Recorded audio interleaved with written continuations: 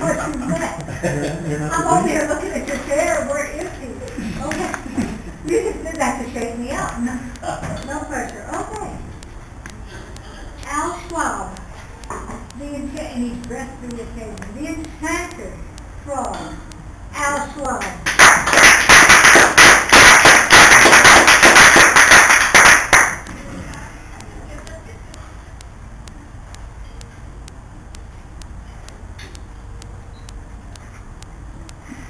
There's a frog out there in Woodlawn Lake who thought he was something special. An enchanted prince who had been cursed by a wicked witch, and only the kiss of a pretty girl could break the spell. But being a frog and all that, he never went to frog school. He just sat on his rushes all day long and marooned every time a pretty girl walked by. One day, he saw this pretty girl on the other side of the lake.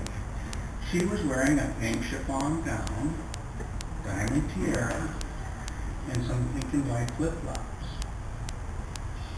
He jumped into the water, dog paddled the entire distance of the lake, and with barely enough air in his lungs, he flops his head above water, and he goes,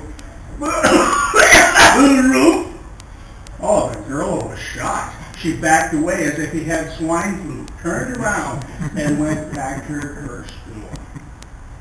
This broke the poor frog's heart.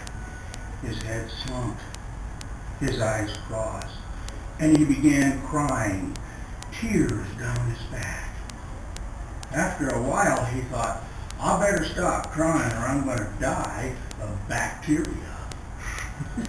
Or worse yet, I better go to school before I die of stupidity. So he went to school, and he learned how to frog dive, frog paddle, and control his breathing. And he even joined the Toastmasters. There he learned how to control his roots, how to vary his tone, and how to use gestures to emphasize his feelings. Well, it wasn't a week after he got his competent croaker certificate that he saw that same pretty girl on the other side of the lake. She was splashing her flip-flops in the water. Her pink chiffon gown was rolled up at her knees, and every diamond in her tiara seemed to capture the brilliance of the evening sun.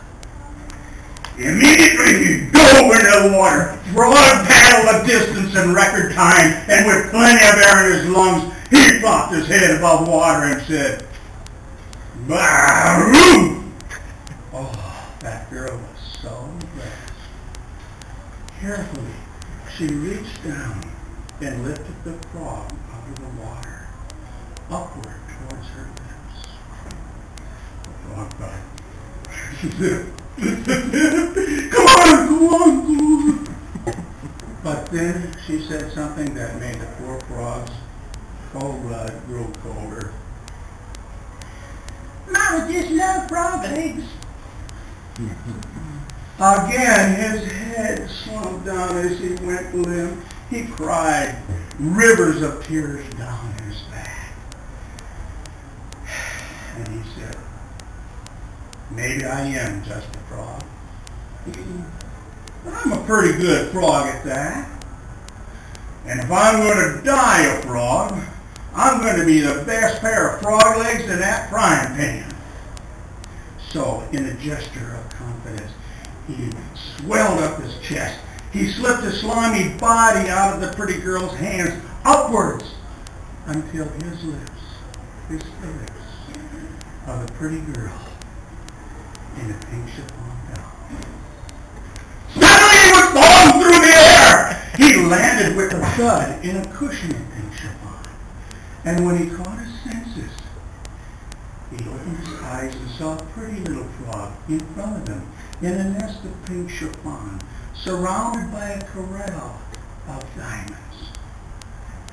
And when he looked into her eyes, he paid no mind to that pair of pink and white flip-flops that were bobbing back to the middle of the lake.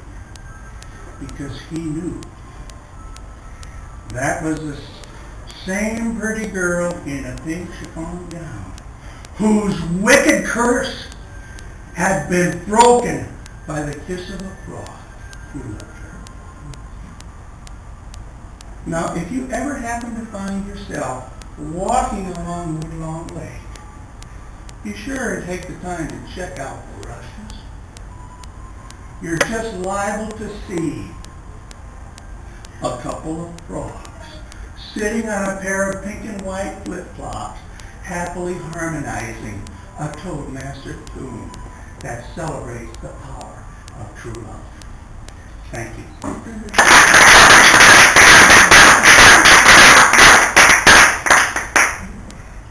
I got this with Long Lake. And off the cuff, Carol and I were debating which one of these frogs is a girl and which one is, oh, I know. Red lip? Yeah, the red lips.